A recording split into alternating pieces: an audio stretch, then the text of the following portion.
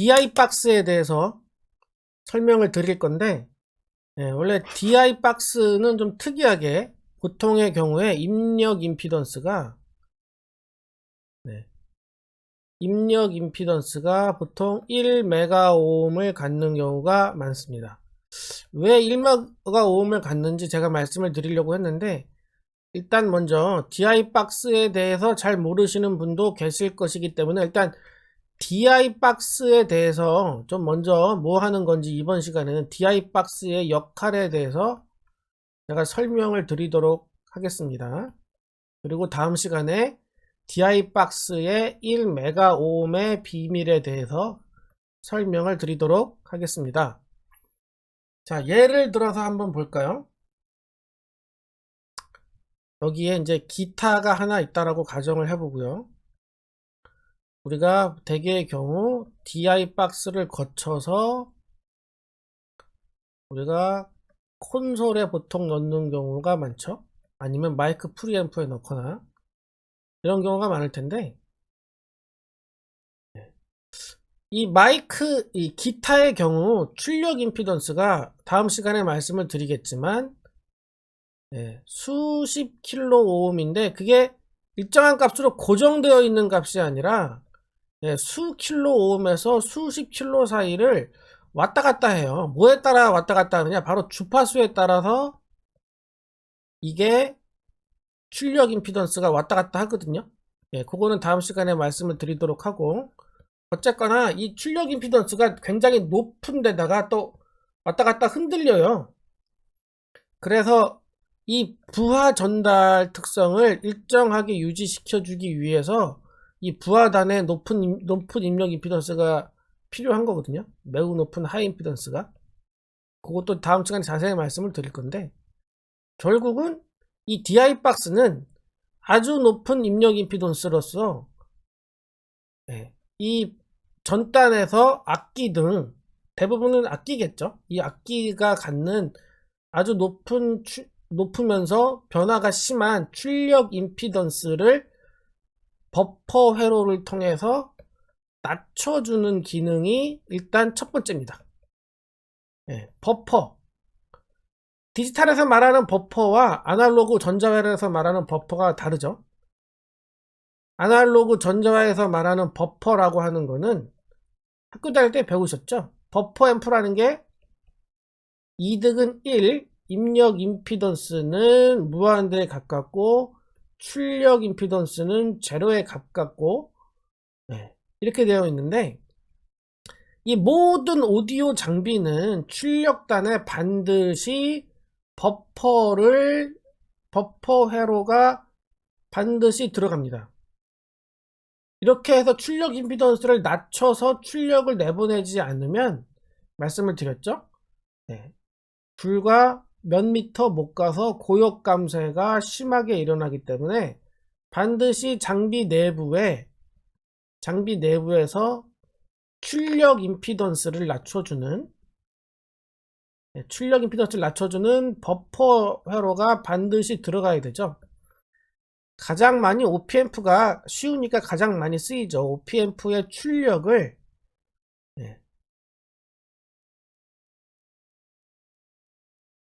역상 입력에 넣으면 반전 입력과 출력을 묶어주고 비반전 입력에다가 신호를 넣어주면 이게 버퍼 회로가 되거든요. 이득이 1이 되고 출력 임피던스는 매우 낮게 되고 입력 임피던스는 매우 높게 되죠. 그래서 접지와 사이에다가 내가 설정하고 싶은 100kΩ을 설정하고 싶으면 100kΩ 저항을 이렇게 달아주면 100kΩ 버퍼가 되는 거거든요. 이 DI 박스의 역할은 첫 번째는 그거예요. 그러니까 짐작하셨겠지만 악기의 버퍼 역할을 해주는 겁니다. 악기의 버퍼. 왜냐면 기타라고 설명을 할게요. 기타는 안에 픽업만 픽업에서 바로 소리가 나와서 그거를 우리가 장거리로 전송하기 위해서는 이 출력 임피던스를 낮춰줘야 되는데, 이 버퍼가 탑재가 되어 있지 않거든요. 그래서 외부에서 버퍼를 반드시 달아줘야 돼요. 그러니까 반드시 기타가 있으면 가까운 데 있어야 되겠죠? DI 박스는. 여기서 마이크 프리가 멀리 있는데 DI 박스를 여기다가 놓고 가까이 여기다가 놓고 여기를 이렇게 길게 해버리면 여기를 롱 여기를 짧게 해버리면 여기서 고역 감쇄가 다 일어나겠죠? 네. 뭐 고역 감쇄가 일어나면 어떠냐? 뭐 EQ로 좀 보상 좀 하면 되지. 뭐 그것도 틀린 말씀은 아니니까. 근데 알고 안 쓰는 것과 모르고 몰라서 못 쓰는 거는 차이가 크니까는요. 그래서 어쨌거나 원칙은 DI 박스는 기타와 바짝 붙여서 짧게 붙여주고요. 보통 2m 이내를 권장하죠. 그 다음에 여기서부터는 이제 출력 임피던스가 매우 낮아진 시점이기 때문에 출력 임피던스가 아주 뚝 낮아졌겠죠. 여기서 보통은 마이크 입력단으로 들어가니까 DI 박스도 마이크 입력으로 들어가니까 마이크 출력 임피던스에 맞춰서 출력 임피던스가 155ohm에서 200ohm 정도 되게 설계를 해서 여기를 긴 거리를 롱 거리를 이제 보내게 되는 거죠. 이게 첫 번째 역할이에요. 그러니까 악기의 버퍼 역할, 그러니까 악기의 출력 임피던스를 낮춰주는 역할이 첫 번째고요. 두 번째는 밸런스 출력을 가능하게 해주죠. 그러니까 대부분 예를 들면 기타 같은 경우에는 픽업 출력이 언밸런스 출력인데 이거를 이제 버퍼 뒷단에서 밸런스로 보내기 위한 밸런스 드라이브 회로가 탑재가 되죠. 근데 조금 고급들은 대부분 보면 트랜스포머가 탑재가 많이 됩니다.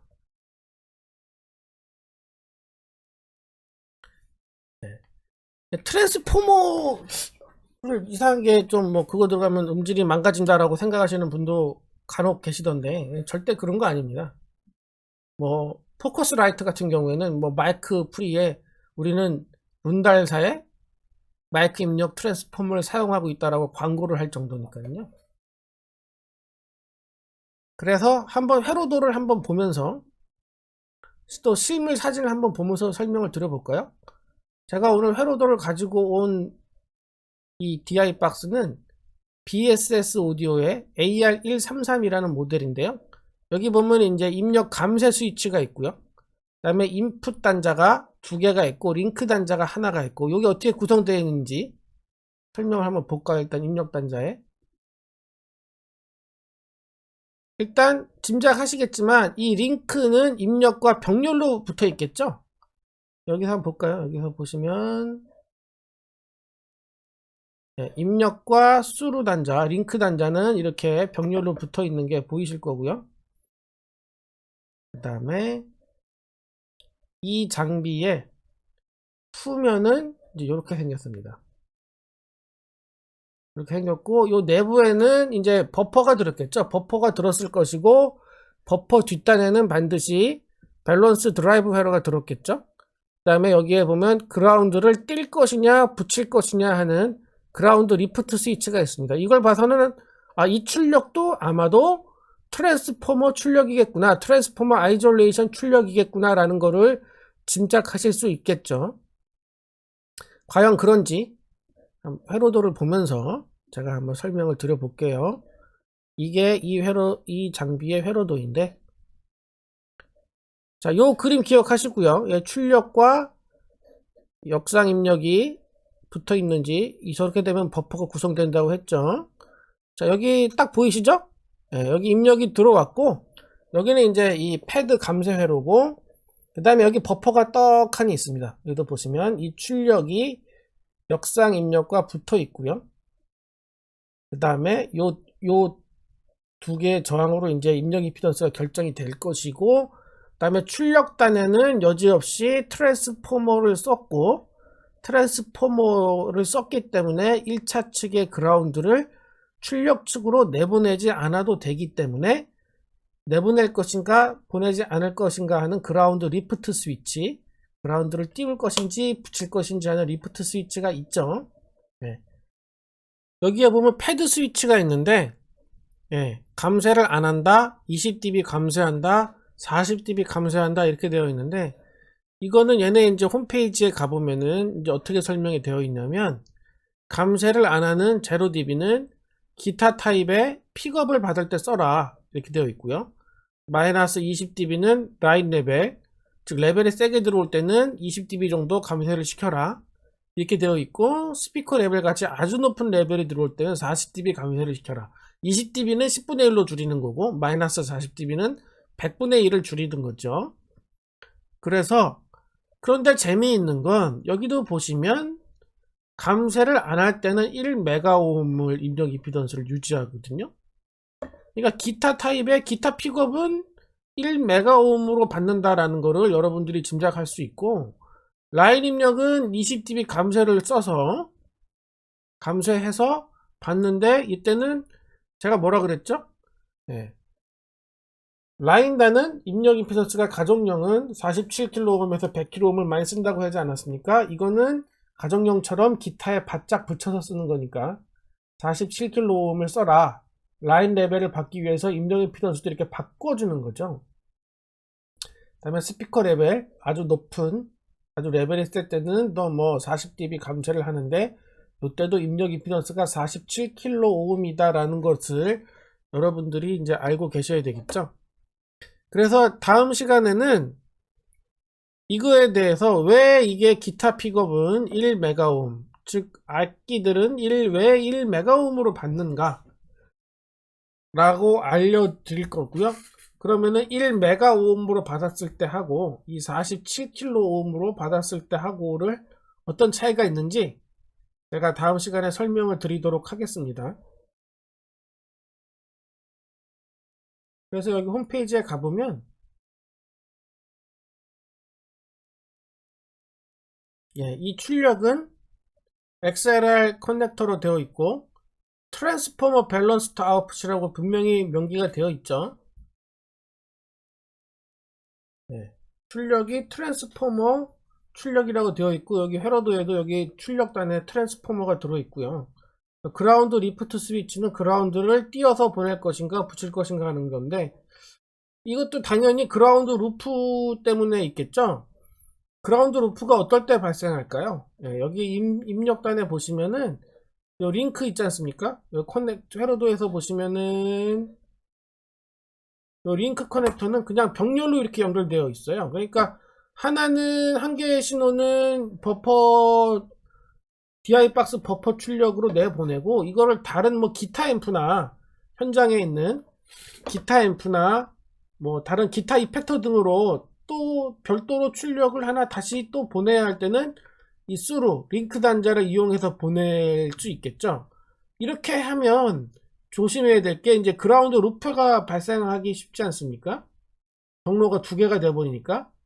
근데 두 경로에다가 모두 접지를 보내주면 그라운드 루프가 발생할 수 있으니까, 이렇게 출력단에 이 출력 그라운드 루프를 끊을 수 있게 그라운드 리프트 스위치가 있는 거예요. 그래서 여기도 보시면, 네, 그라운드 리프트 스위치가 여기 있죠. 네, 출력 측에 그라운드를 붙일 것인가 뛸 것인가 해서 그라운드 루프가 발생할 때는 이 스위치를 이용해서 그라운드 루프를 끊어 주시면 되겠죠. 매뉴얼에는 어떻게 설명되어 있나 한번 볼까요?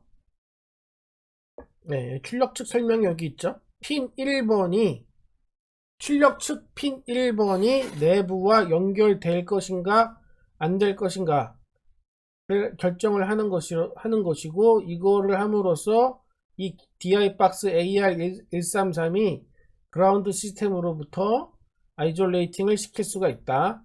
나머지 시스템으로부터, 뭐 그게 이제 결국은 다른 시스템으로부터 그라운드를 독립시켜서 다른 시스템으로 우리가 뭐 보낼 때 유용하게 쓸 수 있겠죠. 그러면은 이제 DI 박스의 1차적인 설명을 이제 여기서 DI 박스의 역할에 대해서 제가 설명을 드렸으니까, 다음 시간에는 이 1메가오음의 비밀, 왜 DI 박스는 1메가오음일까? 1메가오음에 대해서 다음 시간에 말씀을 드리도록 하겠습니다. 감사합니다.